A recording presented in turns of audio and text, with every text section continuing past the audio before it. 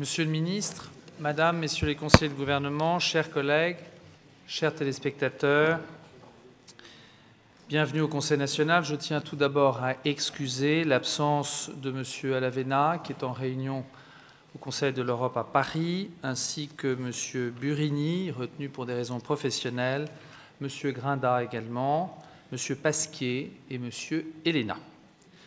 Traditionnellement, cette séance publique sera retransmise en direct sur la chaîne Monaco Info. Elle est intégralement diffusée sur le site du Conseil national. L'ordre du jour appelle désormais l'annonce des projets de loi qui sont parvenus au Conseil national depuis notre dernière séance publique, c'est-à-dire avant-hier. Un texte a été déposé par le gouvernement hier, le projet de loi numéro 939, portant modification des articles 18 et 19 de la loi 1165 du 23 décembre 1993 relative à la protection des informations nominatives. Ce texte, si vous en êtes d'accord, mes chers collègues, je propose qu'il soit renvoyé en commission de législation. Y a-t-il des avis contraires, des abstentions? Ce texte est donc renvoyé en commission de législation. Nous passons désormais, en fonction de l'ordre du jour, à l'examen de la proposition de loi numéro 218 portant sur le bail à usage de bureau en droit monégasque. Proposition de loi signée par M. Alavena, Mme Amorati-Blanc, M. Barilaro, M. Boeri, M. Boisson, M. Burini, M. Clérici, M. Crovetto, M. Cucchi, M. Ficini, Mme Fresco-Rolfo, Mme Lavagna, M. Poirier, M. Ritt, M. Robineau, Mme Rossi, Mme Rouguignon-Vernin, M. Stener, M. Svara et moi-même. Je vous propose sans tarder de donner la parole à Mme Rouguignon-Vernin, co-auteure de cette proposition de loi avec les membres de la majorité, pour la lecture des dispositions générales de l'exposé des motifs. Madame, vous avez la parole. L'exposé des motifs. À moins que vous vouliez que ce soit Monsieur le secrétaire général qui en fasse lecture, puisque vous êtes bien entendu rapporteur de cette proposition de loi. Monsieur le secrétaire général, si vous êtes prêt, je vous en prie. Compte tenu de l'urgence qu'appelle le vote des dispositions relatives au bail et usage de bureaux, contenues au sein du chapitre 2 du livre 3 du projet de loi numéro 914 de modernisation du droit économique, première partie, déposé sur le bureau du Conseil national le 30 juillet 2013, la majorité a entendu reprendre ces dispositions au sein d'une proposition de loi autonome. En effet, le projet de loi susvisé est lui-même issu du projet de loi numéro 907 portant le même nom et déposé sur le bureau du Conseil national le 10 décembre 2012. Celui-ci avait été retiré par le gouvernement le 26 juillet 2013 à la demande du Conseil national qui, compte tenu de son caractère divers et transversal, avait souhaité que le texte soit scindé en autant de projets de loi qu'il comporte de livres. Plus encore, la nécessité d'adopter une réglementation spécifique applicable aux baux des locaux n'entrant ni dans le champ d'application des baux d'habitation ni dans celui des baux commerciaux permettrait d'assurer une meilleure visibilité ainsi qu'une meilleure sécurité juridique aux acteurs économiques présents et à venir de la principauté. Tous les professionnels de la place ont d'ailleurs d'ores et déjà fait savoir qu'ils attendaient avec impatience cette nouvelle mesure. Fort de ces demandes et de surcroît, après avoir reçu les témoignages des praticiens de la place, le Conseil national, par courrier en date du 21 mars 2013, 24 juin 2013 et 13 février 2014, mais également en séance publique, à l'ouverture de chaque session depuis le début de la législature, a réitéré sa demande de scinder le texte de modernisation du droit économique en autant de projets de loi qu'il comptait de livres. Feignant de faire droit à notre requête, le gouvernement a finalement divisé le projet initial en deux parties. Pourtant, nous restons intimement convaincus que le modus operandi suggéré par le Conseil national aurait assuré un vote rapide des dispositions les plus urgentes, et notamment de celles relatives au bail à usage de bureaux. Dès lors, et dans la mesure où la Commission des finances et de l'économie nationale est depuis trop longtemps déjà dans l'attente d'une réponse du gouvernement suite à la transmission des textes consolidés des différents livres du projet de loi numéro 914, le dépôt de cette proposition apparaît comme l'unique moyen de parvenir à un vote de ces dispositions dans les meilleurs délais. En effet, tandis que le texte consolidé du livre premier du projet de loi numéro 914 a été transmis au gouvernement par courrier en date du 28 mars 2014, les textes consolidés des livres 2, 3, 4 et 5 lui ont été transmis par courrier en date du 24 juillet 2014. Dans ce contexte, nous avons bon espoir que, dans l'intérêt de l'économie de la Principauté, le gouvernement ne pourra accueillir qu'avec bienveillance cette initiative. Techniquement, le dispositif proposé est quasiment identique à celui conçu par le gouvernement dans son projet de loi numéro 914. À ce titre, compte tenu des spécificités du marché monégasque, le gouvernement n'a pas souhaité reproduire le bail à usage de bureau en s'inspirant du bail professionnel français, ce que nous saluons. Considérant le dispositif du projet de loi comme pertinent et équilibré, les membres de la commission n'avaient introduit que des modifications sur des conditions de rupture du contrat de bail par le locataire. Des dispositions transitoires ont par ailleurs été ajoutées dans la mesure où elles sont indispensables à la mise en œuvre de ce texte pour les baux conclus par des sociétés commerciales dans le cas de location de leurs bureaux à caractère administratif. Dès lors, dans la mesure où les dispositions proposées par le présent texte ont d'ores et déjà été étudiées par nos deux institutions, nous sommes convaincus que ce texte très attendu pourrait être adopté, transformé en projet de loi, puis voté par la Haute Assemblée dans les meilleurs délais. Soucieux de respecter le formalisme d'un exposé des motifs, nous reprendrons les termes du gouvernement en indiquant que ce texte vise à conférer un régime juridique autonome aux locaux dans lesquels s'exerce une activité de bureau purement administrative, exclusive de toute activité commerciale, afin que les effets particuliers attachés au statut de baux commerciaux ne puissent être revendiqués par le preneur, notamment lors de la rupture du contrat de location. Tel est l'objet de la présente proposition de loi. Merci beaucoup, Monsieur le Secrétaire général. Je passe sans plus tarder la parole à Madame Roguignon-Vernin pour la lecture du rapport que vous avez établi au nom de la Commission des finances et de l'économie. Merci, Monsieur le Président. La proposition de loi introduisant le bail à usage de bureau a été transmise au Secrétariat général du Conseil national et enregistrée par celui-ci le 13 mars 2015 sous le numéro 218. Ce texte a été déposé en séance publique le 26 mai 2015 et renvoyé devant la Commission des finances et de l'économie nationale qui a d'ores et déjà achevé son étude. C'est une très grande satisfaction d'avoir trouvé la solution la plus efficace permettant de présenter rapidement ce texte tant attendu au vote de la Haute Assemblée.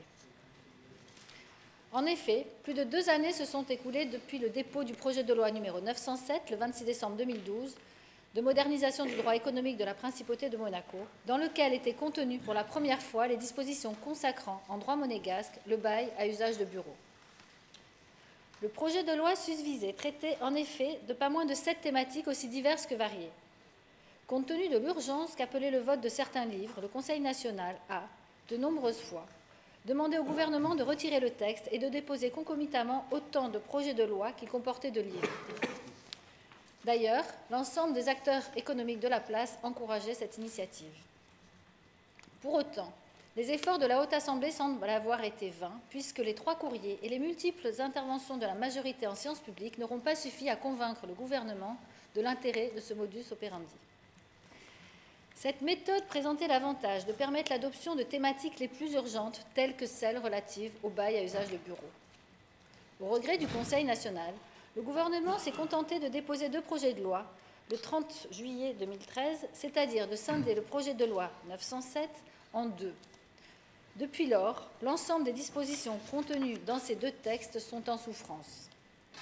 Alors que le Conseil national est depuis 1 an dans l'attente d'une réponse du gouvernement sur le texte consolidé du projet de loi numéro 914, l'étude du projet de loi numéro 915 n'a pas, faute de réponse sur le premier, encore débuté. Sans l'intervention de la Haute Assemblée, votre rapporteur doute fort de voir ne serait-ce qu'un seul de ces 2 textes soumis au vote avant la fin de cette législature. À ce titre, le Conseil national se réserve la liberté de réitérer cette méthode pour d'autres thèmes issus des projets de loi numéro 914 et 915, dont l'urgence appellerait la rédaction d'une proposition de loi. En ce qui concerne plus particulièrement la création d'un bail à usage de bureau en droit monégasque, le vide juridique actuel constitue une source d'insécurité particulièrement nuisible aux investisseurs que le gouvernement souhaite pourtant attirer. Cette situation ne peut plus durer davantage tant la demande est devenue forte. Pour pallier cette carence, les acteurs économiques se voient aujourd'hui contraints, malgré eux, de composer de manière plutôt approximative avec les instruments juridiques disponibles. Ainsi, pour la plupart d'entre eux, la solution est de conclure un bail commercial en y insérant une clause excluant la possibilité pour le preneur de bénéficier des dispositions protectrices des baux commerciaux résultant de la loi numéro 490 du 24 novembre 1948 concernant les baux à usage commercial, industriel ou artisanal. Parallèlement, les baux à usage mixte ont tendance à se multiplier alors même qu'ils ne sont pas encadrés.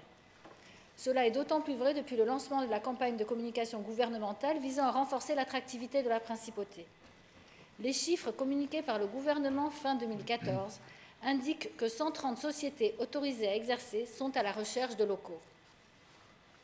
Dès lors, la consécration du bail à usage de bureaux apportera une clarification juridique incontestable ainsi qu'un environnement sécurisé pour les acteurs économiques. Notons enfin que la Commission n'a apporté aucun amendement à la rédaction de la proposition de loi. Sous le bénéfice de ces observations et compte tenu de l'intérêt majeur de ce texte pour l'économie monégasque, votre rapporteur vous invite désormais à adopter, sans réserve, la présente proposition de loi. Merci beaucoup, Madame Guignon-Vernin. Monsieur le ministre a souhaité intervenir après l'adoption de cette proposition de loi. J'ouvre donc la discussion. Y a-t-il des interventions sur ce texte assez novateur? Oui, Monsieur Robillon. Merci, Monsieur le Président. Je ne referai pas les remarques sur l'absence de cabinet de la présidence que j'ai déjà présenté il y a maintenant 2 jours. Le travail législatif est donc réalisé par des fonctionnaires du Conseil national dépendant du secrétariat général. Ceux-ci sont donc au service de l'institution et donc de l'ensemble des élus. La proposition de loi qui va donc être votée ce soir n'a pas été proposée à la signature des élus minoritaires qui l'auraient volontiers signée. Et comme je l'ai dit l'autre jour, je pense qu'il s'agit sans doute d'un oubli involontaire. Et j'espère donc, Monsieur le Président, que vous voudrez bien réparer cet oubli dans les meilleurs délais. Et pour peu que M. Héléna ne soit d'accord pour signer cette proposition, je pense que cette proposition pourrait être une proposition du Conseil national dans son ensemble. Merci beaucoup. Merci. Avant de répondre, Madame Guignon-Vernin, je vous en prie. Oui, donc je pense comme hier qu'on pourrait, c'est avec grand plaisir qu'on vous accepte comme signataire de cette proposition de loi, en tout cas en tant que rapporteur. Après que nous en ayons débattu en réunion politique, ce qui est tout à fait naturel. Et de toutes les façons, Monsieur Robillon, vous aviez aussi tout à fait la possibilité, dans le cadre de la Commission des finances où ce texte a été présenté, débattu, entre nous, vous aviez la possibilité de poser cette question et nous demander de le signer. Vous le faites aujourd'hui en séance publique, c'est votre choix. Nous en prenons acte et je vous donnerai donc les résultats de la décision, puisque, comme vous pouvez bien l'imaginer, c'est une décision collégiale qui doit être soumise à l'ensemble de la majorité. Monsieur Boisson. Ah pardon, je vous en prie. Non, je veux dire, cette position me semble tout à fait défendable et donc j'avais fait ma demande et je vous remercie de la position tout à fait positive que je viens d'entendre. Merci. Merci.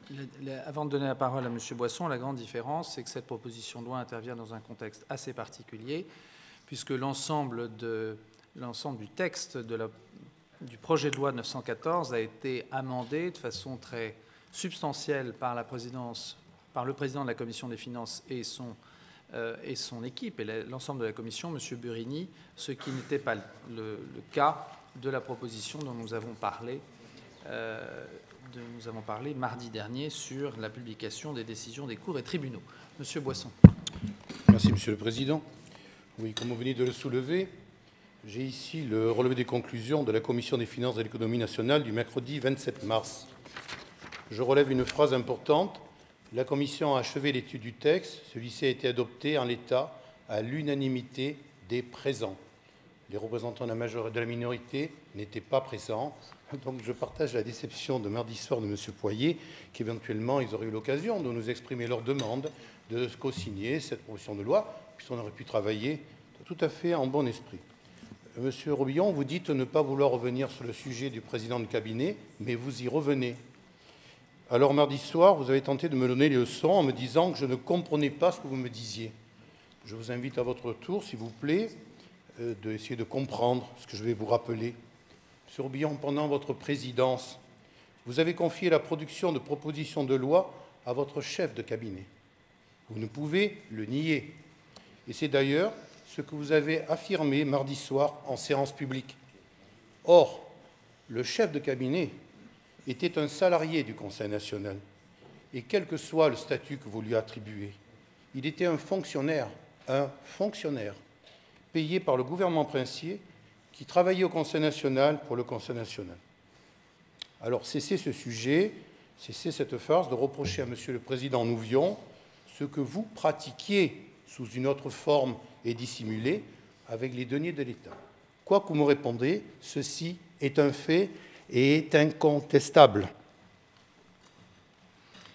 Merci, Monsieur Boisson. La parole est à Monsieur Poirier. Et après, je vous donne la parole. Merci. Ah, pardon, je peux vous dire. Également, Monsieur Robillon, je vous en prie. Je te prends. C'est bon? Ah, d'accord. Non, je suis toujours très heureux quand M. Boisson me donne des leçons parce que j'essaie de comprendre ce qu'il veut bien me dire. J'ai compris que vous avez compris qu'il fallait un chef de cabinet. Je crois que c'est ça qui est important. Dans toute organisation politique où, disons, où on prend des décisions, il y a obligatoirement, la plupart du temps du moins, un cabinet, ou on l'appelle comme on veut, qui est, disons, l'acteur ou disons les petites mains pour faire le travail du président et de son équipe. Je crois que si vous n'avez pas compris ça, je crois que c'est très embêtant. Je reviendrai aussi sur le fait que vous m'aviez dit que c'était la pratique qui était suivie à l'époque de votre premier mandat, si je me rappelle bien la remarque que vous m'avez faite l'autre jour. Je vous rappellerai simplement que lorsque vous étiez à votre premier mandat, le Parlement monégasque était unicolore, c'est-à-dire qu'il n'y avait pas de minorité. Toute la liste était passée sur une seule étiquette. Donc je crois que ça n'a vraiment strictement rien à voir. Et depuis les modifications constitutionnelles, je pense que véritablement, on a atteint une certaine maturité et je pense qu'il faut en tirer les conséquences. Donc, M. Boisson, n'essayez pas de simplifier les choses. Je crois qu'il faut essayer de comprendre comment ça fonctionne. Je ne présente ça avec aucune agressivité.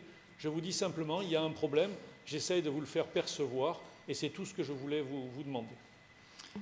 Merci, M. Boisson. Et après... Juste un petit mot, Monsieur le Président. C'est à vous que je m'adresse, pas à M. Rébillon. Je voudrais juste vous dire, je suis totalement impuissant devant les obsessions. Merci, M. Boisson. M. Barry-Larreau.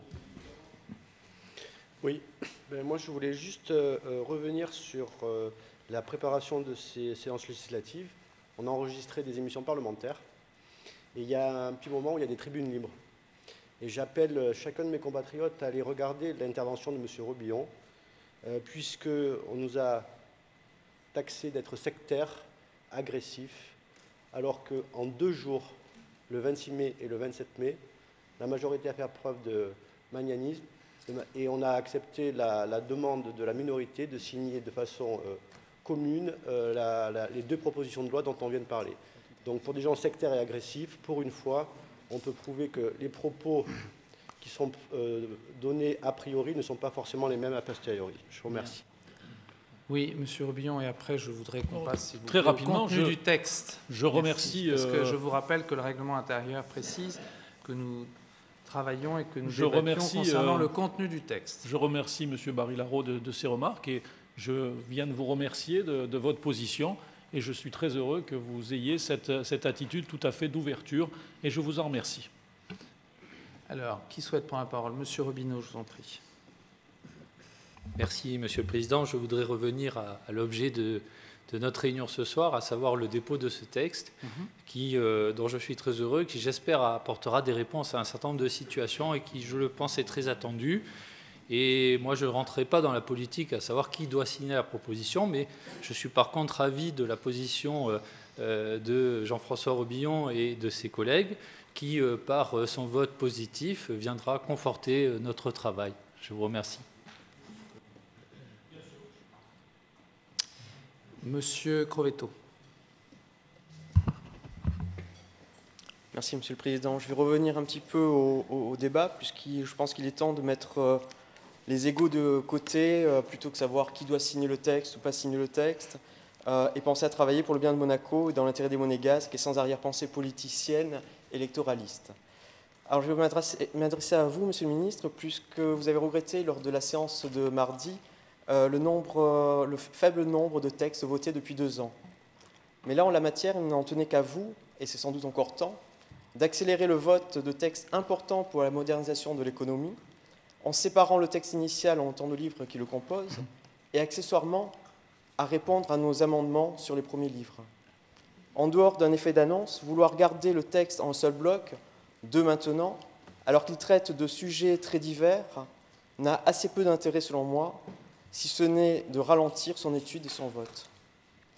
Pour faire accélérer le processus, nous en sommes réduits à présenter des propositions de loi. Je regrette cette situation. Et une transformation rapide de la proposition de loi sur le Multifamily Office en projet de loi permettra de voter très bientôt un nouveau texte sur la modernisation de l'économie. Je vous remercie. Merci, Monsieur Crevetto. Je crois que Monsieur le ministre souhaite intervenir à l'issue du vote de la proposition de loi. Excusez-moi.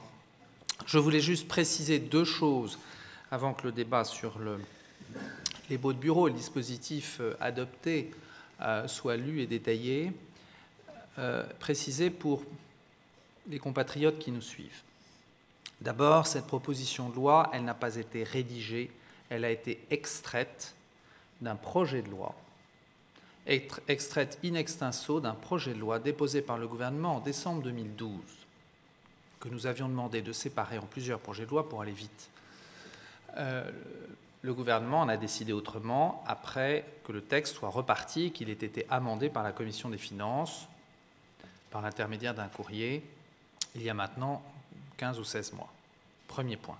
Deuxième point, je veux également dire pour la parfaite information de nos collègues qu'à partir du moment où cette proposition de loi est votée,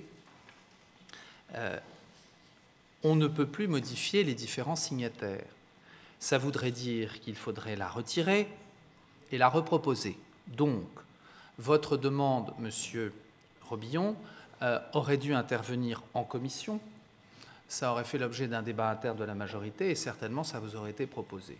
Donc, ce que je vous demande, s'il vous plaît, c'est que dans le cadre du dépôt d'autres propositions de loi qui pourraient intervenir, et réciproquement, y compris de votre part, il y ait des échanges en commission à partir du moment où vous souhaiteriez en être signataire, sauf si ceux-ci sont exclusivement issus, ce qui arrive dans la majorité des cas, en tous les cas pour les propositions de loi issues de la majorité depuis maintenant 26 mois, de nos programmes politiques réciproques. Donc, nous ne sommes pas opposés par principe parce que nous sommes des gens tout à fait pragmatiques et ouverts, mais je vous demande la prochaine fois de bien vouloir exprimer vos demandes dans le cadre des commissions. Voilà, merci. Je vous en prie. Merci beaucoup, bien volontiers, Monsieur le Président. Si tant est qu'on ne nous envoie pas directement une proposition de loi déposée, signée, finalisée, ficelée, in fine. Donc, de toute manière, dès que vous nous faites la proposition déjà toute signée et toute ficelée, je ne vois pas comment on pourrait, à part en demandant expressément et en public devant les monégasques de pouvoir en profiter, je ne vois pas en quoi ça changerait puisque le dépôt aurait déjà été fait. Donc je pense que c'est excusez-moi, mais c'est plutôt à vos équipes de nous demander, une fois que vous avez rédigé vos propositions de loi, si l'on veut s'associer à ce travail. Parce qu'une fois que c'est déposé, il faudrait refaire un dépôt. Effectivement, vous avez raison. Voilà. Mais je crois que c'était pour cela que nous avons fait ces remarques déjà 2 fois. C'est que dans la situation actuelle, vous nous mettez devant le fait accompli de ne pouvoir participer au travail législatif. Monsieur Robillon, vous venez de le dire, le processus peut parfaitement se faire dans le cadre d'un dépôt d'une nouvelle proposition de loi. Maintenant, on ne va pas discuter de ça pendant des heures. Il y a une majorité, une opposition, il y a eu des élections.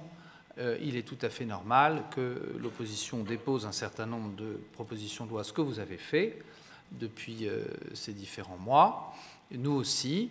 Et à partir du moment où les thèmes abordés sont consensuels, je n'y vois pas d'inconvénient, mais ils ne sont pas tous consensuels.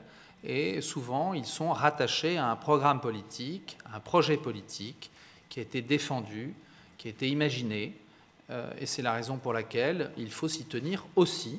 Et c'est aussi le pacte qui nous unit aux compatriotes qui ont voté et qui ont donné, en tous les cas il y a 2 ans, la préférence à une liste sur une autre.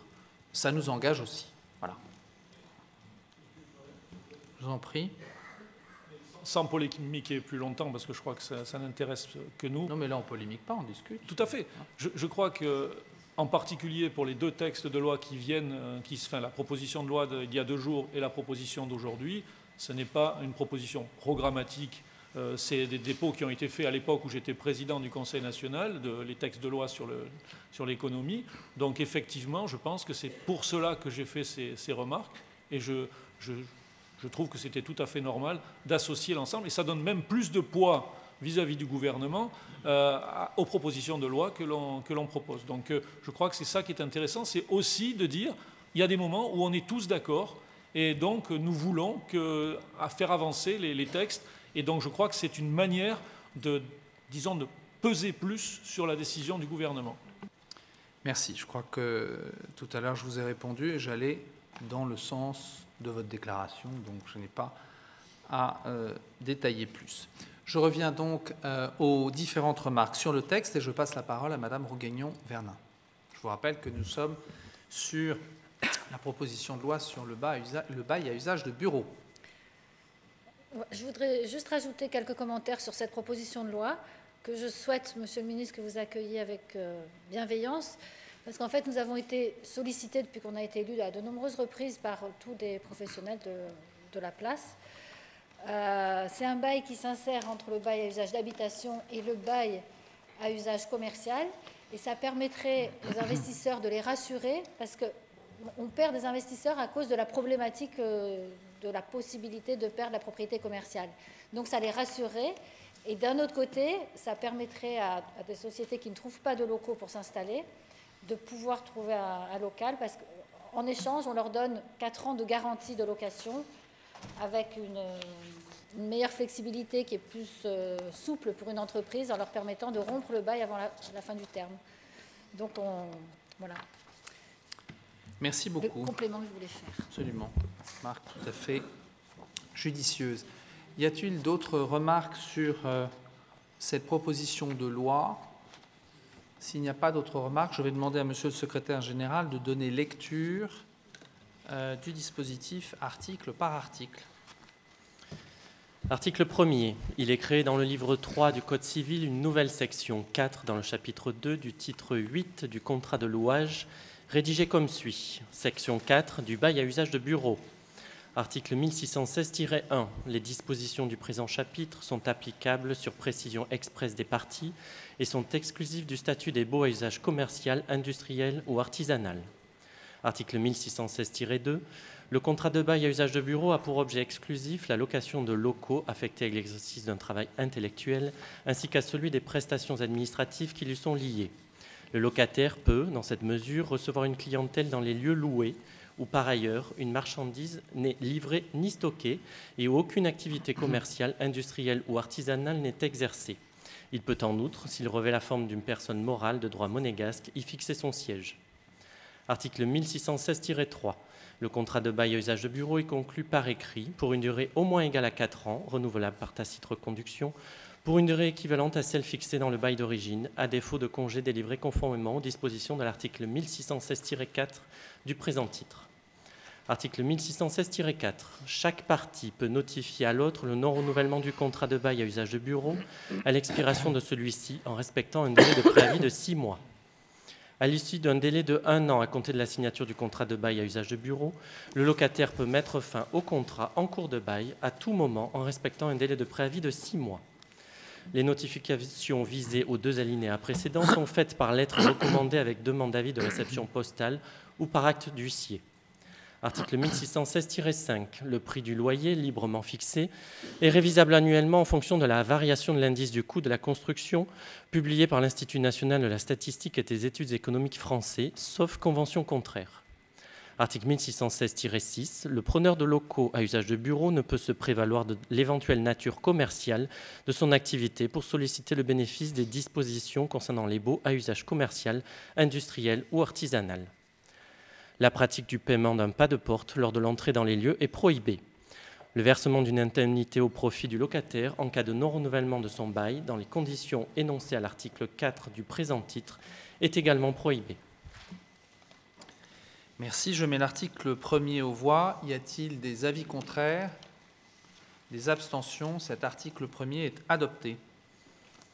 Article 2. Sur décision expresse des parties, les dispositions du présent chapitre sont immédiatement applicables aux baux à usage de bureau conclus antérieurement à leur entrée en vigueur et relevant de la définition de l'article 2, sous réserve que les dispositions de la loi n° 490 du 24 novembre 1948 concernant les baux à usage commercial, industriel ou artisanal ne soient pas applicables. Les baux à usage de bureau en cours conclus initialement pour une durée inférieure à 4 ans pourront être renouvelés pour une durée couvrant la différence entre la période restante à courir pour atteindre une durée totale d'au moins 4 années, conformément à l'article 1616-3. Merci beaucoup. Je mets l'article 2 aux voix. Y a-t-il des avis contraires? Des abstentions? Cet article 2 est adopté. Je mets à présent l'ensemble de la proposition de loi aux voix et je vous demanderai de bien vouloir lever la main pour faciliter le travail du secrétariat général. Y a-t-il des avis contraires sur cette proposition de loi? Y a-t-il des abstentions? Bien, qui vote pour? Monsieur Robillon, Monsieur Boéry, Monsieur Crovetto, Madame Rossi, Monsieur Barilaro, Madame Fresco-Rolfo, Monsieur Poyer, Madame Rougagnon-Vernin, Monsieur Cuqui, Monsieur Stener, Monsieur Ritt, Madame Lavagna, Monsieur Boisson, Monsieur Robineau, Monsieur Clérici, Monsieur Svara, Madame Amorati-Blanc, Monsieur Ficini et moi-même. La proposition de loi est donc adoptée. Je vous remercie. La parole est au ministre d'État.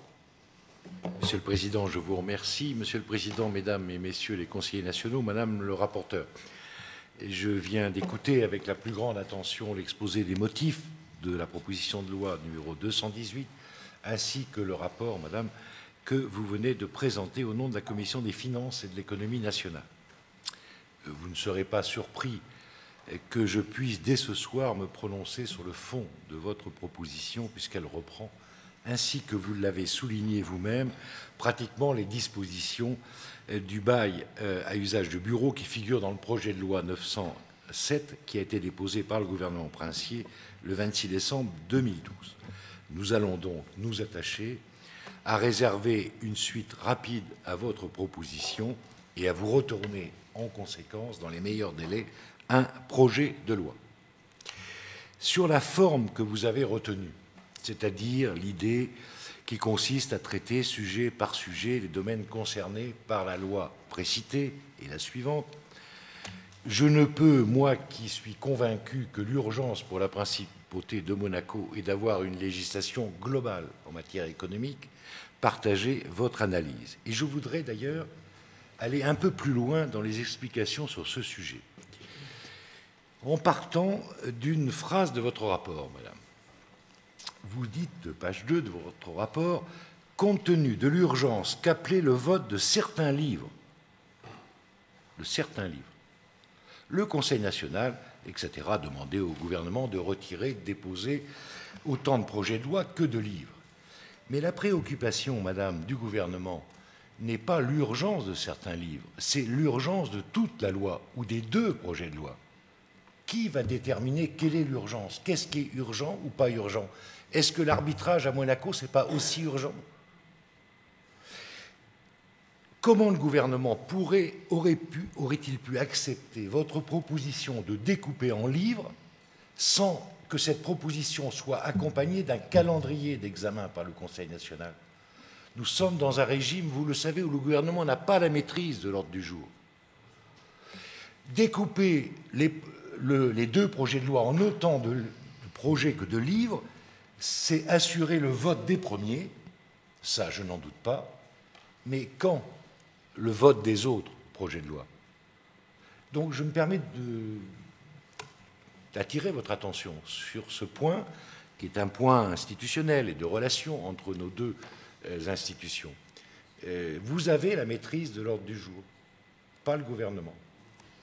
Et donc c'est vous qui inscrivez, quand vous le souhaitez, quand vous le voulez, et c'est tout à fait la règle constitutionnelle, je ne la remets pas en cause, bien entendu, au contraire même, mais je voulais attirer votre attention sur ce point. Demander au gouvernement de découper en autant de livres sans prendre d'engagement sur un calendrier, c'était conduire le gouvernement à refuser. J'ajouterai, et là je bats la coulpe du gouvernement, je reconnais que nous avons mis un temps inadmissible, j'en conviens, pour répondre à vos amendements. L'excuse que nous avons, je parle sous le contrôle de M. Castellini, c'est que le département des finances et de l'économie a cherché à regarder quelles pouvaient être les conséquences pour nos recettes, les recettes de l'État, de chaque amendement, comme il l'avait fait pour chaque disposition du texte, et que ça a pris du temps, trop de temps. Je pense que vous recevrez très prochainement nos réponses. J'espère pouvoir les transmettre à vous-même, Monsieur le Président, avant les séances publiques du mois prochain. Voilà ce que je voulais dire.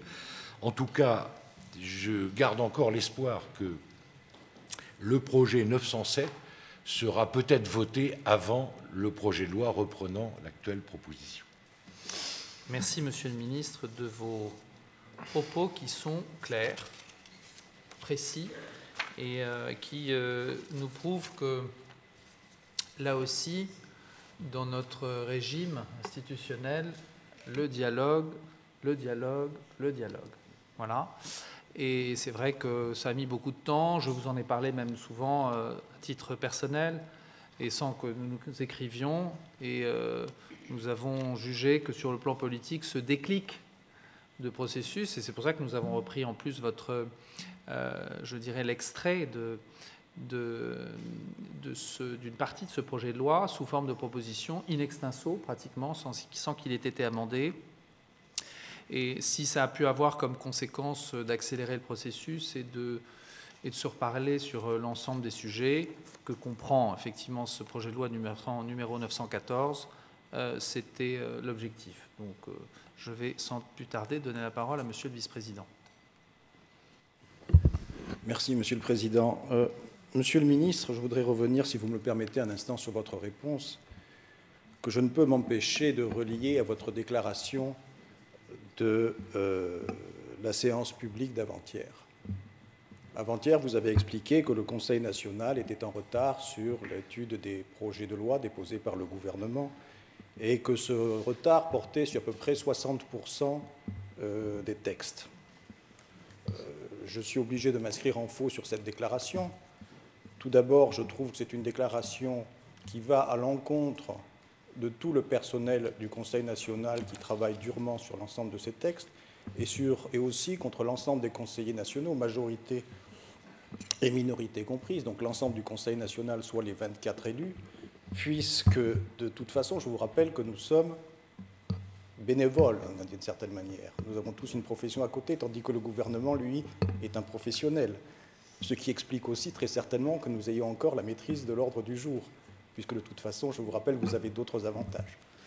Ceci étant dit, je voudrais juste faire une petite parenthèse sur le projet de loi de 914, et si le Président me permet, je voudrais revenir sur une commission plénière d'études que nous avons eue, qui date du 6 mai 2014, où nous avons passé avec le gouvernement, puisque c'était une commission plénière d'études, où nous avons passé avec le gouvernement l'ensemble des textes qui étaient jusqu'alors déposés, y compris ceux qui avaient été déposés lors des anciennes législatures. Sur le texte 914, donc, d'où nous avons extrait cette proposition de loi, où nous avons repris pratiquement in extenso la rédaction du gouvernement. Donc, en disant ceci, je tiens à souligner que ce n'est pas le travail qui a été fourni par le gouvernement qui est en cause, c'est l'obstination, mais je vous comprends aussi, l'obstination de vouloir scinder ce texte sous prétexte, et je vous cite, que le ministre d'État refuse cette scission dès lors qu'il estime qu'il y a un message politique fort à faire passer. Si le message politique fort à faire passer est de passer un texte monobloc avec 14 mois de retard, parce que les réponses qu'on attend à nos questions, ça fait bientôt 14 mois. Il est certain qu'en ayant accepté ou en acceptant de scinder le texte, il y aurait déjà beaucoup de textes, beaucoup de livres qui auraient pu être votés. Donc il ne faut pas que le gouvernement prenne cette proposition du Conseil national comme une volonté d'amenuiser le travail qui a été fait ou de ne pas le reconnaître, puisque nous avons aussi travaillé sur ce travail, sur ce texte, nous avons fait des amendements, dont nous attendons des réponses. Donc je pense que là, vous ne pouvez pas vraiment nous jeter la pierre. Et je pense que... On tombe dans le jardin d'à côté, alors. Mais il nous faudrait quand même arriver à faire autre chose. Parce que sinon, je vous le dis franchement, on a les professionnels qui sont venus nous voir, qui viennent nous voir. D'accord ? Les mêmes qui viennent vous voir d'un côté. Donc je ne sais pas si on se dit ils nous disent les mêmes choses d'un côté et de l'autre, parce qu'ils ont un peu l'habitude de vous chanter une chanson à vous, et puis à vous, ils chantent un autre air. Donc, ce qu'il faudrait, c'est quand même voir si, soit il y a une possibilité de scinder, et je pense qu'on peut faire une concertation avec le gouvernement pour voir quel livre pourrait être scindé le plus vite possible, si le président est d'accord et si l'ensemble des élus est d'accord, sur ce point de vue-là, et essayer d'avancer vite sur les sujets qui le méritent. Parce que sinon, on va continuer à procéder comme ça, à reprendre une partie de vos textes, amender, et vers plus vite. D'ailleurs, ce qui sera intéressant de voir, c'est au bout de combien de temps vous allez revenir avec un projet de loi sur la proposition de loi. Plus rapidement Merci. possible, Monsieur Mais le Président. Et je ne vous jette pas la pierre, et je ne jette jamais la pierre aux conseillers nationaux. Et si, avant-hier, je me suis permis de rappeler les délais d'examen, c'est que c'est quand même les conseillers nationaux qui ont commencé à taper sur le gouvernement pour le retard. Donc, le gouvernement est gentil, mais à force de taper sur la tête du gouvernement, il ne faut pas s'étonner qu'il y ait une réponse quand même. Bon. Réfléchissez à ma remarque sur la scission en livres avec un calendrier de vote. Oui, assorti d'un calendrier, effectivement, avec des engagements. C'est une solution qui peut... Ce n'est pas une parole en l'air que, si vous voulez, j'ai lancé cette idée. Bon, voilà. Absolument. Oui, Monsieur Stener. Monsieur le ministre, je ne mettais pas en cause la réponse que vous aviez faite. Je comprends, moi aussi, je suis chrétien, mais quand je me prends une gifle, je n'aime pas tendre l'autre joue. Donc, ça, c'est quelque chose. En général, c'est plutôt quelque chose d'autre qui part. Mais ce que je n'ai pas aimé dans votre réponse, je vous dis carrément, je ne vous fais aucun grief d'avoir dit ce que vous avez dit. Je vous fais un grief sur l'inexactitude de ce que vous avez dit. C'est tout. Puisque de toute façon, je veux dire, j'ai fait rechercher les textes, les exactitudes, enfin, ce qui avait été fait. Donc, tous les projets de loi déposés par le gouvernement, il y a eu 26 projets de loi. Total des textes non encore à l'étude, 8 projets de loi. Donc 70% des textes déposés par le gouvernement sont à l'étude par le Conseil national. Le Conseil national a étudié depuis 2 ans de très nombreux projets de loi, 17 au total, dont certains sont très denses. Vous savez très bien qu'il y a des engagements internationaux qui ont fait qu'on se retrouve avec des textes qui arrivent, qui sont complètement... avec des articles, une quantité d'articles phénoménale. Je ne prendrai que le cas, par exemple, de la loi d'organisation du Conseil national, où le Conseil national, en même temps que le gouvernement, s'est engagé à ce que ce texte soit adopté en séance publique avant le mois de juin. Je veux dire, là, il ne faut pas dire non plus que le Conseil national ne fait rien. Je veux dire, ça prend un temps phénoménal, je l'ai dit. Il y a des réunions qui sont faites par le docteur Reed, qui a fait un travail remarquable, et partout, les conseillers nationaux et également tous les permanents. Je ne peux pas vous laisser dire ce que vous avez dit. J'espère que vous le comprenez. Je partage votre conclusion, mais elle s'applique aussi au gouvernement. Donc cessons de nous accuser mutuellement de prendre du retard exprès. Voilà. Alors, démontrons dans les mois qui viennent, je passerai la parole ensuite à M. Boisson, démontrons dans les mois qui viennent, par les faits, de la façon factuelle, de notre engagement réciproque et de notre démarche que nous prenons en public aujourd'hui pour faire avancer un certain nombre de textes et les voter. Je rappelle quand même que les juristes du Conseil national sont au nombre de 5 et que l'ensemble des juristes du gouvernement, avec au premier rang desquels la DAGE, dont je salue la présence de M. Hamon ce soir, qui est en charge avec M. Anselmi, ainsi que les différents juristes des départements, n'a pas la même force de frappe, c'est tout à fait normal. Donc nous essayons d'aller le plus vite possible, mais sans également commettre d'erreurs, parce que nous en sommes comptables après publiquement. Et je relève aussi que dans les retours que vous nous faites des propositions de loi, des amendements que nous faisons, nous ne sommes souvent, parfois, pas d'accord, mais sur le plan de la qualité de l'analyse, nous relevons une grande qualité dans l'analyse qui est faite par l'ADAGE et par les professionnels. Et donc, ça permet d'avoir des textes qui, certes, ne sont pas parfaits et qui ont vocation à être toujours mis à jour. C'est le principe même d'une assemblée qui est à disposition pour faire progresser la qualité des textes. Monsieur Boisson. Monsieur le Président, Monsieur le Ministre, vous m'avez presque volé la fin de mon intervention, parce qu'en matière de rapidité législative, eh bien, je voudrais plutôt là m'adresser au public pour que tout le monde soit bien conscient de cette charge réciproque que nous avons dans le travail législatif. Je suis présent à toutes les commissions, les présidents de commission peuvent en témoigner, ce qui n'est pas le cas de tous les membres de la minorité qui ont des empêchements, mais en tout cas, eux peuvent en témoigner. C'est à peu près 2 à 3 commissions entre 12h30 et 2h30 et 1 à 2 commissions le soir à 18h. C'est un travail énorme. On ne peut pas faire plus. Je rappelle les démarches à l'initiative des présidents, qui est relativement nouvelle, productive. Ils reçoivent des sachants, ils les écoutent, c'est-à-dire que nous cessons de penser que nous avons la science infuse et nous essayons d'écouter, de comprendre le terrain. Ça prend du temps. Ensuite, que le public comprenne bien que nous envoyons des questions, le gouvernement répond, on se renvoie des questions. Pourquoi je dis cela? Dernièrement, des monégasques m'interpellent et me disent « la loi sur les fonctionnaires, depuis tant d'années ». Mais ça fait des années, la précédente majorité y a travaillé, on y travaille également. Ça dure un certain temps parce qu'il faut avoir les allers-retours. Mais le travail est constructif. Et nous ne pouvons pas faire plus, c'est un travail énorme.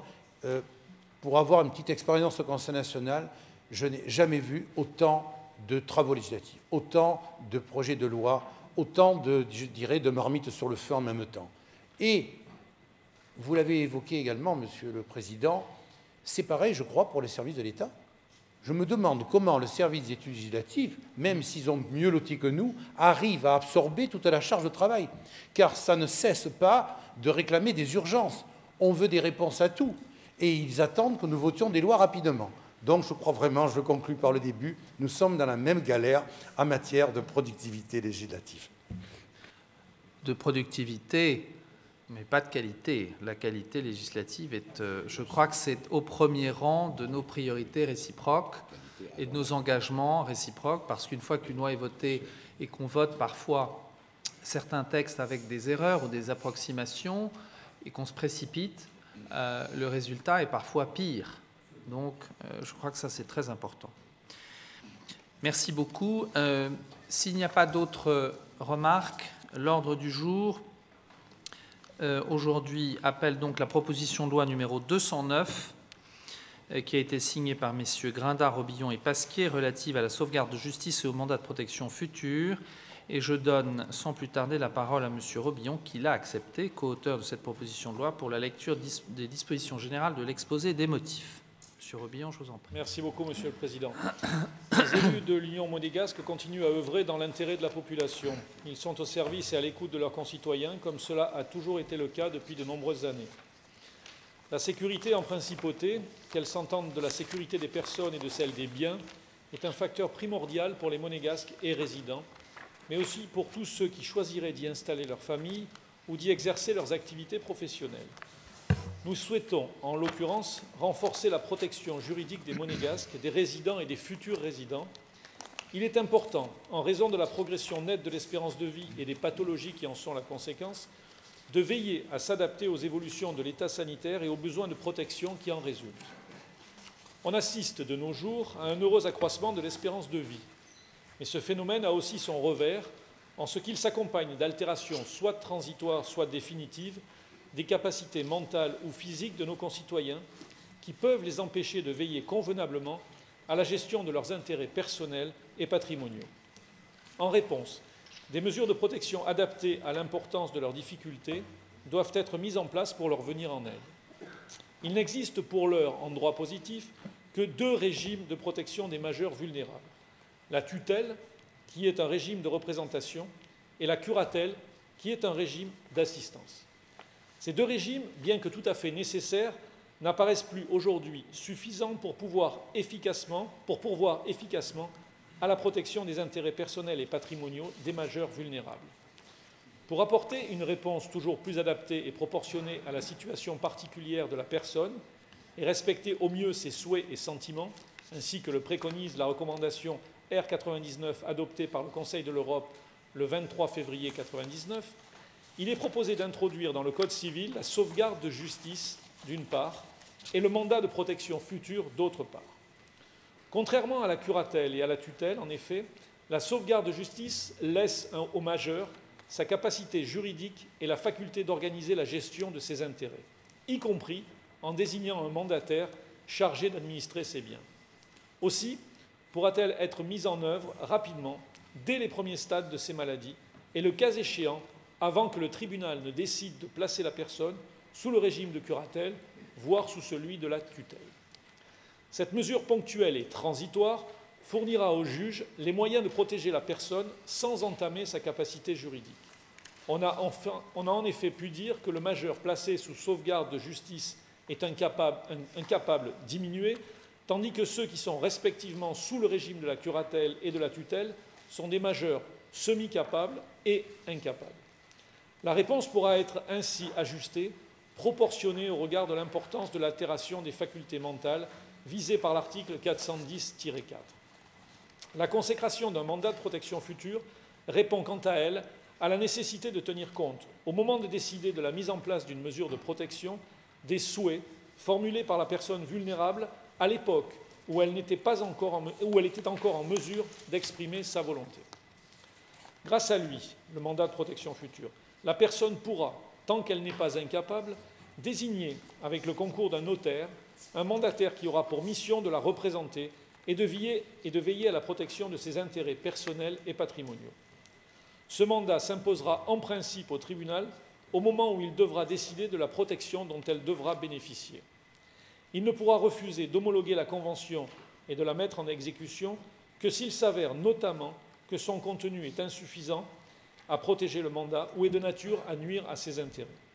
Le régime de protection institué par le mandat est donc à la fois contractuel et judiciaire. Contractuel lors de sa rédaction et judiciaire lors de son exécution, du fait de l'exigence préalable d'homologation et du contrôle exercé par le tribunal sur la gestion du mandataire. Ce faisant, les auteurs de la présente proposition ont entendu élaborer un régime juridique équilibré, librement inspiré de plusieurs exemples étrangers, français, québécois et espagnols en particulier, reconnaissant à l'individu le pouvoir de décider de la manière dont il entend être représenté, tout en encadrant strictement l'exécution du mandat dans l'intérêt de ce dernier. Tel est l'objet de la présente proposition. Merci, Monsieur Robillon. Je passe désormais la parole au rapporteur, Madame Béatrice Fresco-Rolfo, présidente de la Commission des droits des femmes et de la famille. Vous avez la parole. Merci, Monsieur le Président. La proposition de loi relative à la sauvegarde de justice et au mandat de protection future a été transmise au secrétariat général du Conseil national et enregistrée par celui-ci le 26 novembre 2013 sous le numéro 209. Ce texte a été déposé en séance publique le lendemain, le 27 novembre, et renvoyé devant la Commission des droits de la femme et de la famille. À titre liminaire, je souhaite en mon nom personnel ainsi qu'en celui de la majorité saluer le travail réalisé par mes collègues de la minorité dans l'établissement et le dépôt de ce texte à cette même date. Extrêmement sensible à cette thématique et convaincue que ce texte renforcera considérablement la protection juridique des monégasques, des résidents et des futurs résidents, la Commission a étudié cette proposition de loi avec le plus grand intérêt en tentant, autant que faire se peut, de la perfectionner. Je tiens tout d'abord tout particulièrement à souligner et saluer l'ouverture d'esprit de notre Président et de mes collègues de la majorité, ainsi que leur sens de l'intérêt général, qui, pour la première fois dans l'histoire du Conseil national, ont permis de mener à terme l'étude d'un texte de la minorité et de le présenter au vote de la Haute Assemblée aujourd'hui même. Je tiens également à saluer le travail réalisé par les permanents du service juridique du Conseil national, ainsi que l'ensemble de mes collègues de la Commission des droits de la femme et de la famille. J'espère que c'est dans ce même esprit constructif et de franche collaboration que nous poursuivrons nos relations. Parce qu'il est essentiel d'assurer une protection proportionnée au degré d'incapacité de la personne et la plus adaptée à sa situation, la consécration de la sauvegarde de justice en droit monégasque apparaît comme une évidence. d'autant plus que cela répond à une forte demande de la société civile et de professionnels concernés. Comme cela a été clairement défini dans l'exposé des motifs, la sauvegarde de justice est une mesure de protection juridique de courte durée permettant d'organiser rapidement la protection d'une personne en attendant l'éventuelle ouverture par le juge d'une curatelle ou d'une tutelle. Durant cette période, la personne protégée conserve sa capacité juridique. Par ailleurs, les progrès de la médecine ayant considérablement fait augmenter l'espérance de vie, engendrant en conséquence l'apparition de nouvelles pathologies, il est devenu nécessaire d'adapter l'arsenal législatif aux nouveaux modes de vieillissement. Ainsi, les personnes dont les capacités mentales ou physiques seraient altérées de manière temporaire ou définitive seront davantage protégées. Compte tenu de l'intérêt de consacrer en droit monégasque le mandat de protection future, la Commission a accueilli avec une extrême bienveillance cette proposition de loi. À ce titre, soucieuse de respecter au plus haut point le choix de la personne, la Commission s'est efforcée de perfectionner le dispositif proposé, notamment en s'assurant du respect de la volonté de l'intéressé au-delà du mandat de protection future. Il est ainsi prévu, dans l'intérêt de la personne protégée, en cas d'ouverture d'une mesure légale, que le juge propose la mission de curateur ou de tuteur en priorité aux mandataires désignés dans le cadre du mandat de protection future. Techniquement, le mandat de protection future permet d'organiser à l'avance la protection de sa personne et celle de ses biens en désignant la personne qui sera chargée de veiller sur elle et ou sur tout ou partie de son patrimoine lorsque son état de santé, physique ou mental, ne lui permettra plus de le faire elle-même. Il s'agit donc d'un véritable sur-mesure où l'étendue des pouvoirs du mandataire dépend totalement de la volonté du mandant. En outre, cette mesure constitue sans nul doute un élément sécurisant, ce qui conforte la Commission à adopter ce texte dans les meilleurs délais. À ce jour, un mandataire judiciaire professionnel est nommé lorsqu'à l'ouverture d'une mesure de protection légale, aucun proche n'est désigné par le juge pour veiller sur le majeur protégé.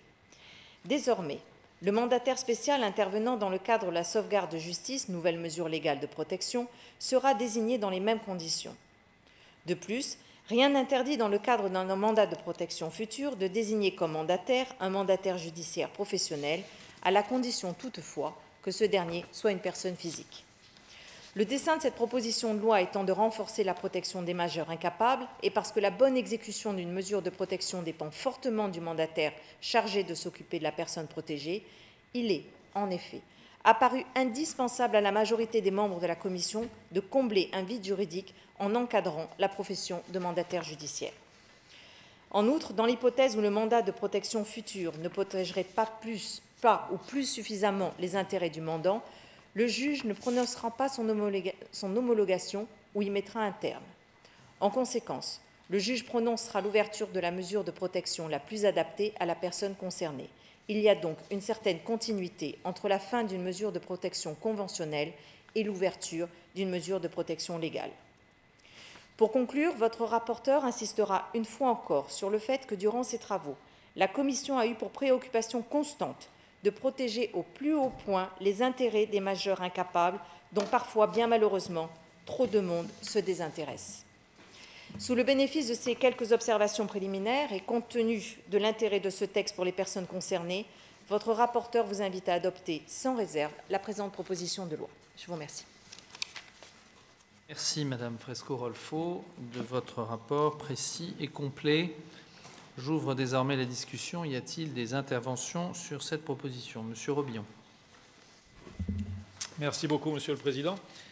Il paraît important à ce moment de rappeler que cette proposition du groupe Union monégasque concernait la sauvegarde de justice et le mandat de protection future.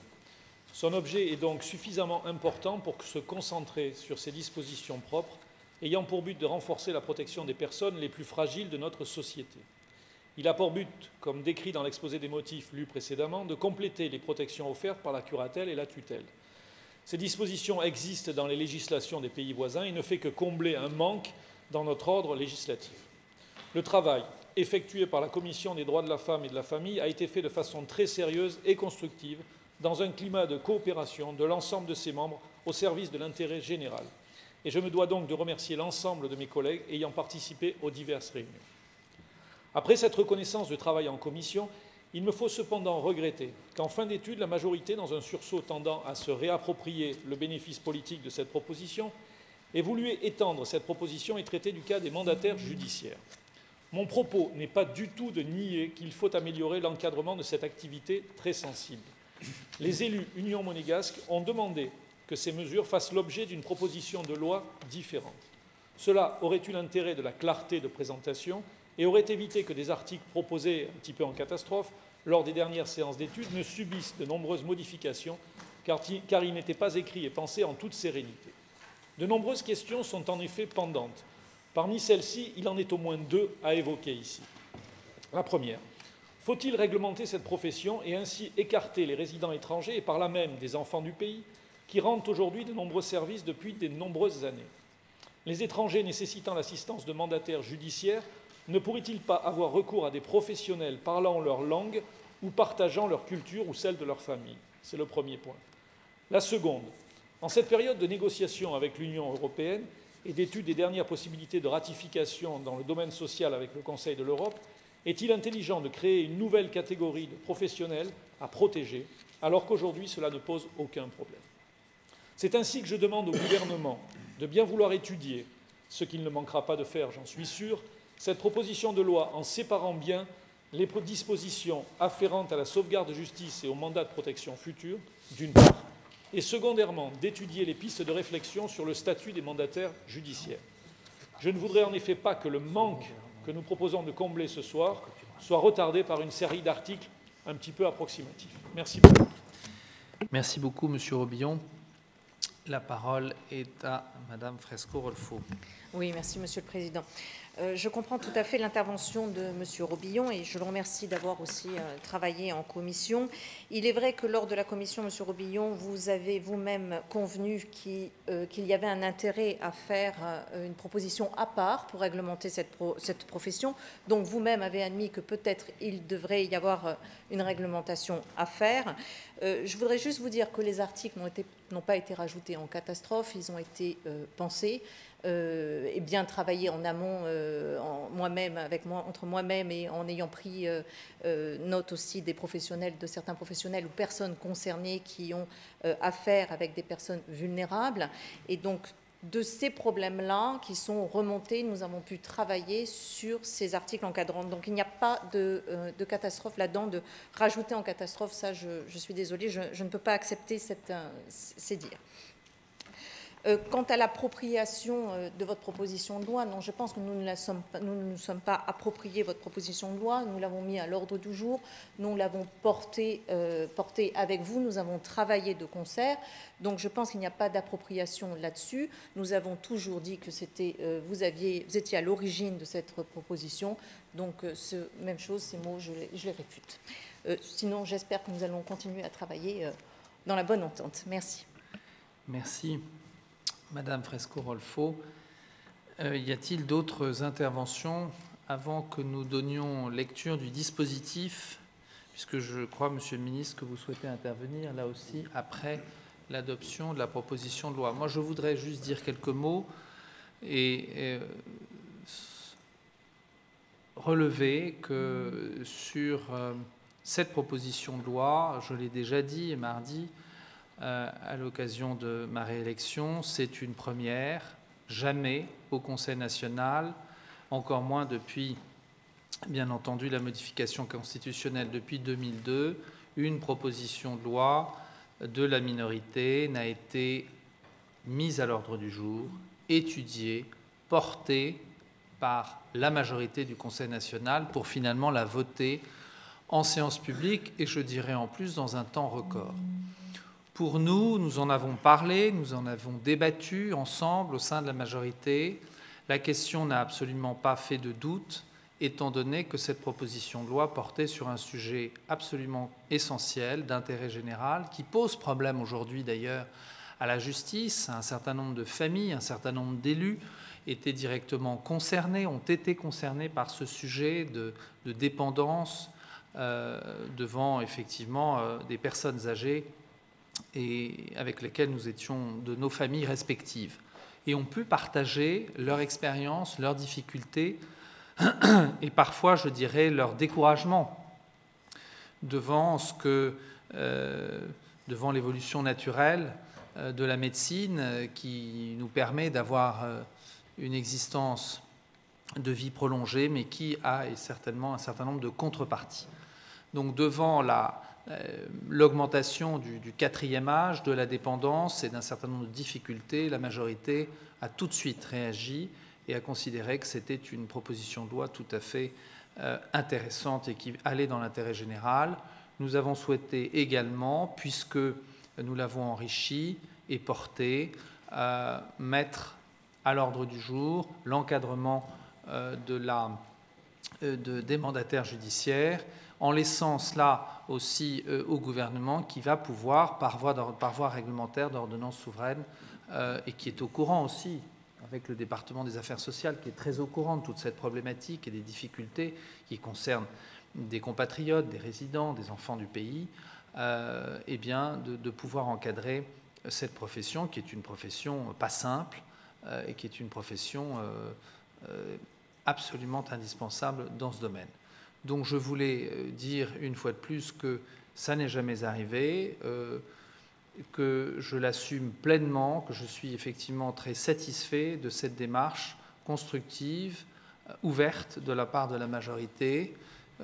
Ça prouve que malgré la piètre qualité de la campagne électorale il y a 2 ans, nous sommes des gens parfaitement ouverts et que nous faisons notre travail en tant que conseillers nationaux sans aucune, je dirais, sans aucun a priori, et que nous avons d'abord mis en avant l'intérêt général pour l'ensemble de la communauté à Monaco. Voilà, je vous remercie.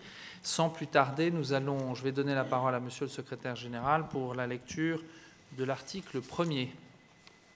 Article 1er, texte amendé. Le chapitre 2 du titre 10 du livre 1er du Code civil est complété par une section 4 ainsi rédigée. Section 4, des majeurs en sauvegarde de justice. Article 410-37e. Le tribunal de première instance peut placer sous sauvegarde de justice la personne qui, pour l'une des causes prévues à l'article 410-4e, a besoin d'une protection juridique temporaire ou d'être représentée pour l'accomplissement de certains actes déterminés. La sauvegarde de justice peut aussi être prononcée par le tribunal saisi d'une procédure de curatelle ou de tutelle pour la durée de l'instance. Article 410-38e. Le tribunal peut, en cas d'urgence, statuer sans avoir entendu la personne.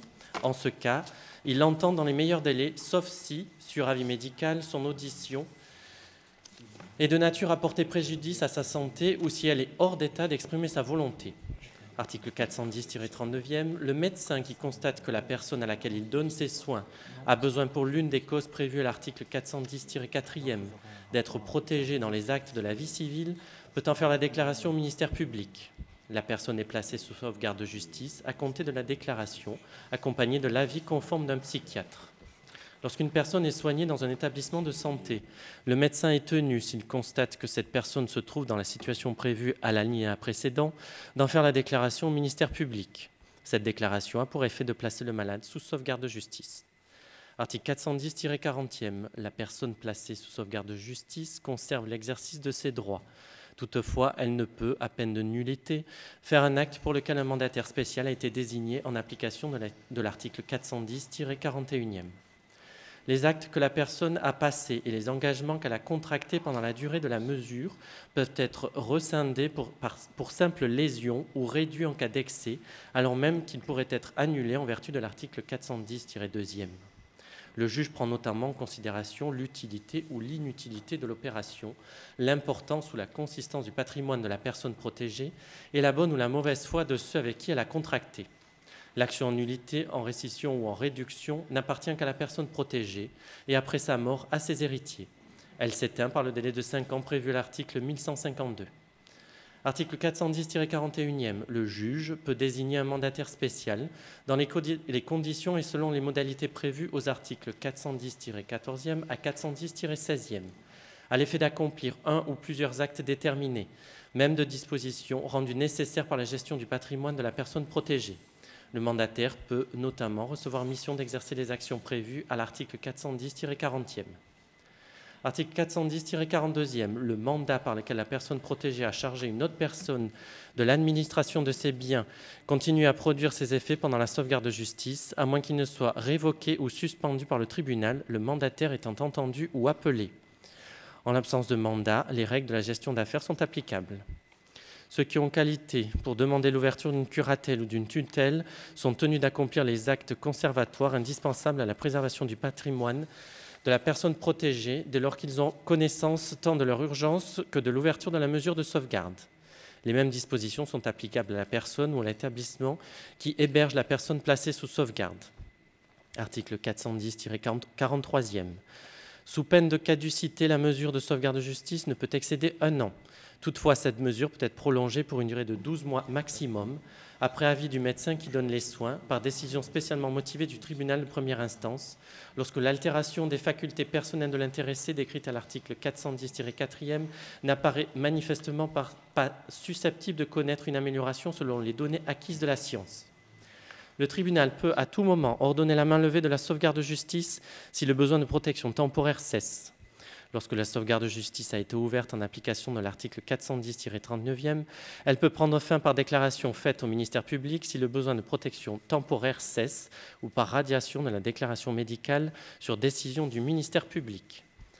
À défaut de mainlevée, de déclaration de cessation ou de radiation de déclaration médicale, la sauvegarde de justice prend fin à l'expiration du délai ou après l'accomplissement des actes pour lesquels elle a été ordonnée.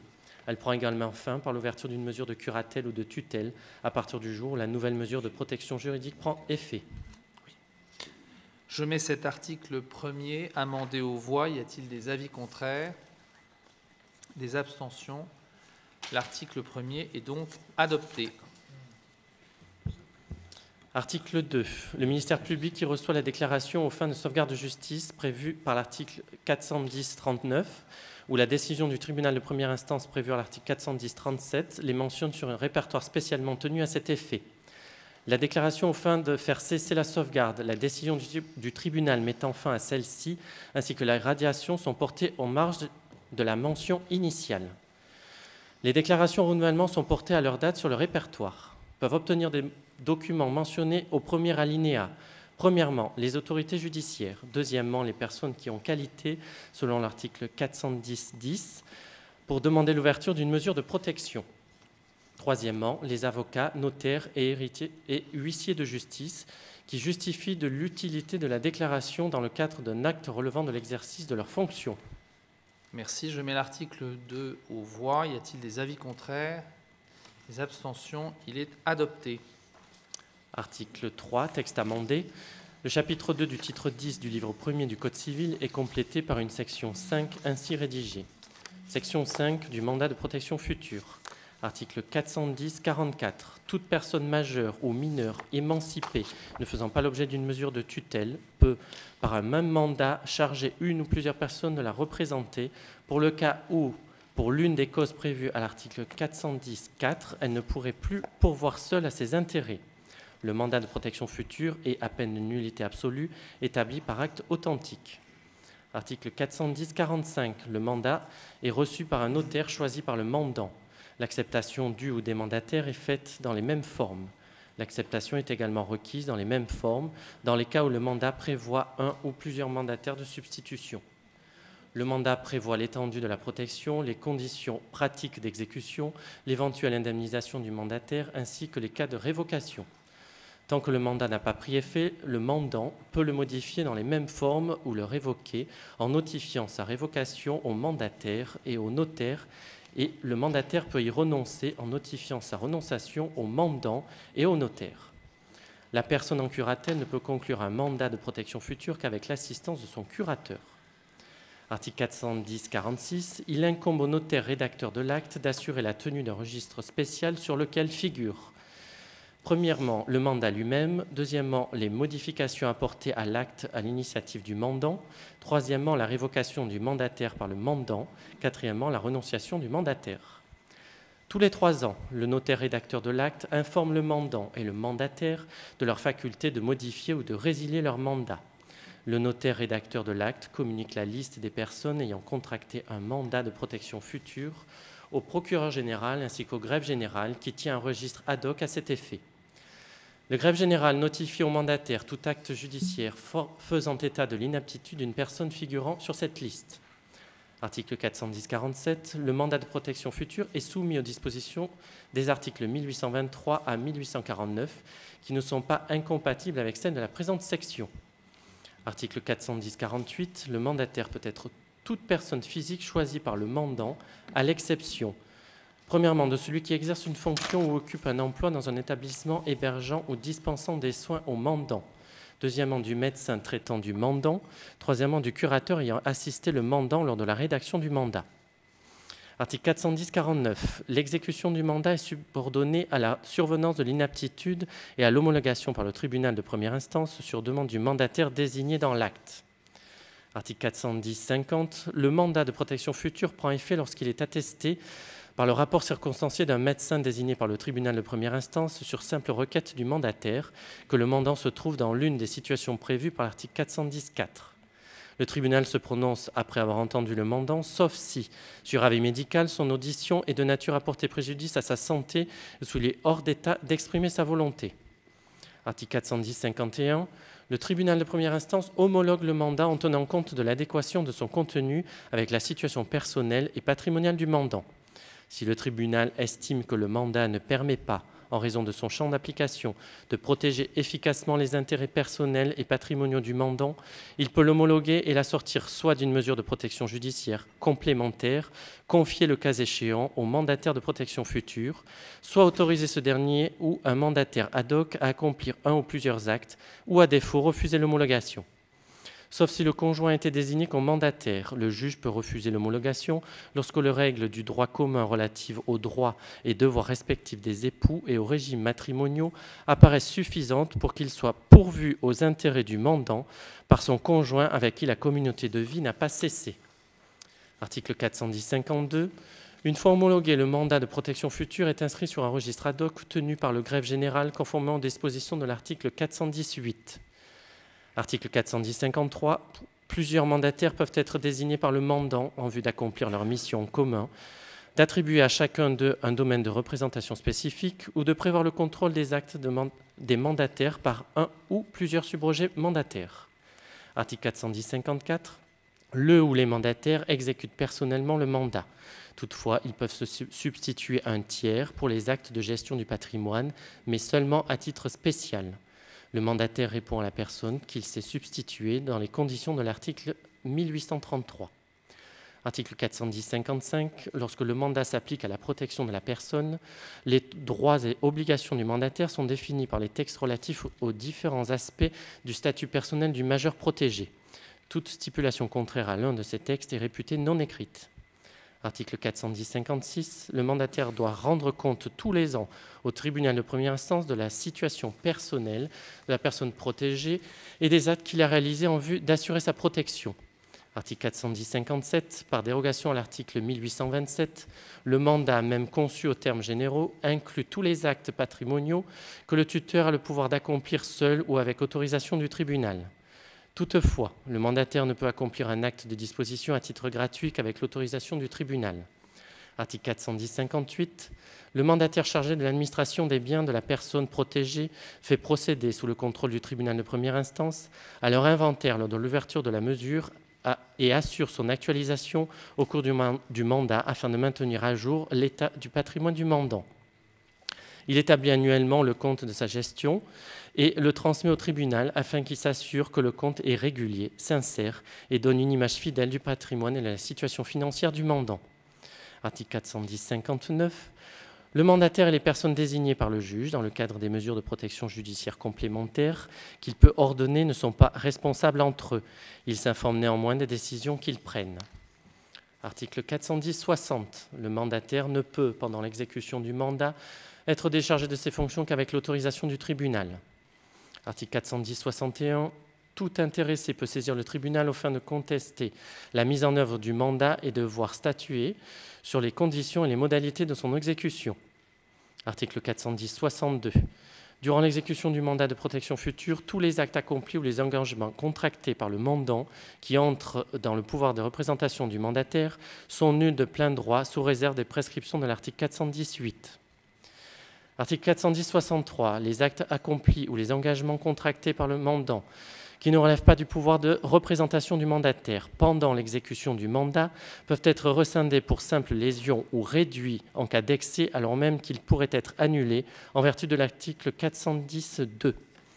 Le juge prend notamment en considération l'utilité ou l'inutilité de l'opération, l'importance ou la consistance du patrimoine de la personne protégée et la bonne ou la mauvaise foi de ceux avec qui elle a contracté. L'action n'appartient qu'à la personne protégée et après sa mort à ses héritiers. Elle s'éteint par le délai de 5 ans prévu à l'article 1152. Article 410-64. L'article 410-24 est applicable au mandat de protection future. Article 410-65. Le mandat mis à exécution prend fin par, premièrement, le rétablissement des facultés personnelles de l'intéressé constatées par un médecin à la demande du mandant, du mandataire ou de tout intéressé. Deuxièmement, le décès du mandant. Troisièmement, par une décision motivée du tribunal de première instance justifiant de mettre fin au mandat en cas de placement de la personne protégée en curatelle ou en tutelle. Dans ce cas, le juge propose cette mission en priorité au mandataire. Quatrièmement, le décès du mandataire, son placement sous une mesure de protection ou sa déconfiture. Cinquièmement, la révocation du mandataire prononcée par le tribunal à la demande de tout intéressé lorsque l'exécution du mandat est de nature à porter atteinte aux intérêts du mandant, ou, sauf s'il s'agit de son conjoint, lorsque les règles du droit commun relatives aux droits et devoirs respectifs des époux et aux régimes matrimoniaux apparaissent suffisants pour qu'ils soient pourvus aux intérêts du mandant par son conjoint avec qui la communauté de vie n'a pas cessé. Article 410-66. À l'expiration du mandat ou à la suite de la révocation du mandataire et dans les 5 ans qui suivent, le mandataire tient à la disposition de la personne qui est amenée à poursuivre la gestion de la personne protégée si elle a recouvré ses facultés ou de ses héritiers, l'inventaire des biens et les actualisations auxquelles il a donné lieu, ainsi que les 5 derniers comptes de gestion et les pièces nécessaires pour continuer celle-ci ou assurer la liquidation de la succession de la personne protégée. Merci. Je mets l'article 3 amendé aux voix. Y a-t-il des avis contraires? Des abstentions? L'article 3 est adopté. Article 4. L'article 410-4, alinéa 1er, est modifié comme suit. Lorsque les facultés mentales d'un majeur sont altérées par la maladie, par une infirmité naturelle ou accidentelle ou par l'âge, il est pourvu à la gestion de ses intérêts par l'un des régimes de protection prévus aux articles 419 à 410-66 ci-après. Merci. Je mets l'article 4 aux voix. Y a-t-il des avis contraires? Des abstentions? Cet article 4 est adopté. Article 5. Le texte amendé. Les modalités de mise en œuvre du régime de publicité prévues par la sauvegarde de justice, d'une part, et pour les mandats de protection future non encore mis à exécution, d'autre part, sont fixées par ordonnance souveraine. Merci. Je mets cet article 5 amendé aux voix. Y a-t-il des avis contraires? Des abstentions? Il est adopté. Article 6, amendement d'ajout.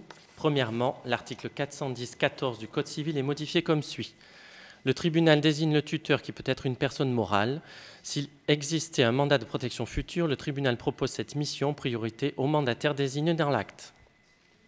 Deuxièmement, l'article 410-31 du Code civil est modifié comme suit. Le tribunal désigne le curateur. Celui-ci est soumis aux règles applicables au tuteur du majeur. S'il existait un mandat de protection future, le tribunal propose cette mission en priorité au mandataire désigné dans l'acte. Aucun autre organe n'intervient dans le fonctionnement de la curatelle. Donc je mets cet article 6, cet amendement d'ajout aux voix. Y a-t-il des avis contraires? Y a-t-il des abstentions? Cet article 6 est adopté. Article 7, amendement d'ajout. Seuls les mandataires judiciaires régis par les dispositions de la présente loi peuvent exercer à titre professionnel les fonctions de tuteur, curateur ou administrateur qui leur ont été confiées par décision du juge tutélaire ou du tribunal de première instance. Merci. Je mets cet amendement d'ajout aux voix. Y a-t-il des avis contraires? Des abstentions? Oui, une abstention, Monsieur Robillon. L'article 7 est adopté. Article 8, amendement d'ajout. Le titre et la fonction de mandataire judiciaire ne peuvent être obtenus qu'à la condition d'être monégasque et titulaire d'un agrément délivré par le ministre d'État. Les conditions de délivrance et de retrait de cet agrément, ainsi que les conditions de formation, de compétences et d'expérience sont prévues par ordonnance souveraine. Toute délivrance est portée à la connaissance du directeur des services judiciaires par la direction des affaires sanitaires et sociales. Ne peuvent toutefois être titulaires de l'agrément les personnes qui ne satisfont pas aux critères nécessaires à la désignation judiciaire en qualité de tuteur, curateur ou mandataire spécial dans le cadre de la sauvegarde de justice. Merci. Je mets cet amendement d'ajout aux voix également. Y a-t-il des avis contraires? Des abstentions? Monsieur Robillon, l'article 8 est adopté. Article 9, amendement d'ajout. La délivrance de l'agrément prévu à l'article 2 entraîne l'instruction du mandataire judiciaire sur un registre tenu par la direction de l'action sanitaire et sociale et auprès du greffe général des cours et tribunaux. Ce registre peut être librement consulté par toute personne qui en fait la demande. Il fait l'objet d'une publication au Journal de Monaco. Merci. Je mets cet amendement d'ajout aux voix. Y a-t-il des avis contraires? Des abstentions? Monsieur Robillon, l'article 9 est adopté. Article 10, amendement d'ajout. Le mandataire judiciaire doit pouvoir justifier sur demande de l'autorité administrative compétente de la souscription d'une assurance de responsabilité civile couvrant les dommages causés par les personnes dont la charge lui a été confiée par décision de justice, ainsi que la souscription d'une assurance responsabilité civile professionnelle. Merci. Je mets également cet amendement d'ajout aux voix. Y a-t-il des avis contraires? Des abstentions? Monsieur Robillon, l'article 10 est adopté.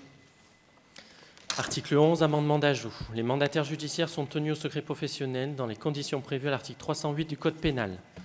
Outre les cas prévus par la loi, les mandataires judiciaires en sont déliés pour l'exercice des droits nécessaires à leur défense en cas de poursuite pénale. Merci. Je mets cet amendement d'ajout également aux voix. Y a-t-il des avis contraires? Des abstentions? L'article 11 est donc adopté. Article 12, amendement d'ajout. Outre les sommes allouées en application des articles 380 et 398 du Code civil, les mandataires judiciaires perçoivent une rémunération versée selon les cas sur décision du juge tutélaire ou du tribunal de première instance prise après avis du conseil de famille. Cette rémunération est à la charge totale ou partielle de la personne qui fait l'objet de la mesure de protection, selon que celle-ci bénéficie de ressources suffisantes. À défaut, elle sera versée par l'État. Une ordonnance souveraine détermine les modalités de rémunération du mandataire judiciaire et l'attribution de l'aide financière supportée par l'État en tenant compte notamment de la nature des actes accomplis par le mandataire. Merci. Je mets cet amendement d'ajout aux voix. Y a-t-il des avis contraires? Des abstentions? Oui, monsieur Robillon, l'article 12 est adopté. Article 13, amendement d'ajout. Premièrement, le deuxième alinéa de l'article 335 du Code civil est modifié comme suit. Il statue soit d'office, soit à la requête du ministère public ou d'un membre de la famille du mineur, l'administrateur légal entendu ou appelé. La tutelle ouverte, le conseil de famille est convoqué et peut désigner comme tuteur soit l'administrateur légal, soit un membre de la famille. À défaut, un mandataire judiciaire sera désigné. Deuxièmement, il est ajouté à l'article 342 du Code civil un second alinéa rédigé comme suit. Le mandataire judiciaire ne peut être dispensé ou déchargé de l'exercice de la tutelle que par décision du juge tutélaire prise dans les conditions prévues à l'article 343. Troisièmement, l'article 345 du Code civil est modifié comme suit. La tutelle ne passe pas aux héritiers du tuteur. En cas de décès de ce dernier, il est pourvu à son remplacement dans les conditions prévues à l'article 335. Quatrièmement, l'article 367 du Code civil est modifié comme suit. Les différentes charges tutélaires peuvent être remplies par toute personne sous réserve des dispositions de l'article 335 et des causes d'incapacité, exclusion, destination ou récusation exprimées ci-dessous. Cinquièmement, le premier alinéa de l'article 380 du Code civil est complété comme suit. À l'ouverture de la tutelle et s'il y a lieu en cours d'exercice, le conseil de famille règle par aperçu et selon l'importance des biens régis, la somme annuelle nécessaire à l'entretien et l'éducation du pupille et l'administration de ces biens, ainsi que les indemnités qui pourraient être allouées au tuteur. Ces indemnités ne peuvent toutefois être allouées au mandataire judiciaire que sur la justification par celui-ci de l'insuffisance manifeste des sommes versées en application de la présente loi, compte tenu de la longueur ou de la complexité des diligences accomplies au titre des actes nécessaires à l'exercice de la tutelle. Sixièmement, il est ajouté à l'article 410-15 du Code civil un second alinéa rédigé comme suit. Lorsque le tribunal confie la tutelle à un mandataire judiciaire, ce dernier doit la conserver durant la durée fixée par le tribunal sous réserve des dispositions de l'article 343. Merci. Je mets cet amendement d'ajout aux voix. Y a-t-il des avis contraires? Des abstentions? Oui, monsieur Robillon, l'article 13 est adopté. Article 14, amendement d'ajout. L'article 410-4 du Code civil est modifié comme suit. Lorsque les facultés mentales d'un majeur sont altérées par la maladie, par une infirmité naturelle ou accidentelle, ou par l'âge, il est pourvu à la gestion de ses intérêts par l'un des régimes de protection prévus aux articles 419 à 410-35 ci-après. Il est de même lorsque l'altération des facultés corporelles empêche l'expression de la volonté. L'altération des facultés mentales ou corporelles est attestée par le rapport d'un médecin désigné par le juge tutélaire sur simple requête ou d'office. S'il n'en est disposé autrement, la mesure est destinée à la protection tant de la personne que des intérêts patrimoniaux de celle-ci. Elle peut toutefois être limitée expressément à l'une de ces deux missions. Merci. Je mets cet amendement d'ajout aux voix. Y a-t-il des avis contraires, des abstentions? Non. L'article 14 est donc adopté. Article 15, amendement d'ajout. Sont insérés à la suite de l'article 410-4 du Code civil les articles suivants. Article 410-4 bis. Les personnes majeures reçoivent la protection de leurs personnes et de leurs biens que leur état ou leur situation est nécessaire selon les modalités prévues au présent titre. Cette protection est instaurée et assurée dans le respect des libertés individuelles, des droits fondamentaux, et de la dignité de la personne. Elle a pour finalité l'intérêt de la personne protégée. Elle favorise dans la mesure du possible l'autonomie de celle-ci. Article 410-4 ter. La mesure de protection ne peut être ordonnée par le juge qu'en cas de nécessité et lorsqu'il ne peut être suffisamment pourvu aux intérêts de la personne par l'application des règles du droit commun de la représentation, de celles relatives aux droits et devoirs respectifs des époux et des règles des régimes matrimoniaux, en particulier celles prévues à l'article 190, par une autre mesure de protection judiciaire moins contraignante, par le mandat de protection future conclu par l'intéressé. La mesure est proportionnée et individualisée en fonction du degré d'altération des facultés personnelles de l'intéressé. Article 410-4 quater. Les personnes autres que le mandataire judiciaire à la protection des majeurs exercent, sauf disposition contraire, à titre gratuit, les mesures de protection. Toutefois, le juge tutélaire ou le conseil de famille, s'il a été constitué, peut autoriser, notamment selon l'importance des biens gérés ou la difficulté d'exercer la mesure, le versement d'une indemnité à la personne chargée de la protection. Il en fixe le montant. Cette indemnité est à la charge de la personne protégée. Merci. Je mets cet amendement d'ajout aux voix. Y a-t-il des avis contraires, des abstentions? Non. L'article 15 est donc adopté. Article 16, amendement d'ajout. Les dispositions de la présente loi s'appliquent immédiatement à compter de leur entrée en vigueur.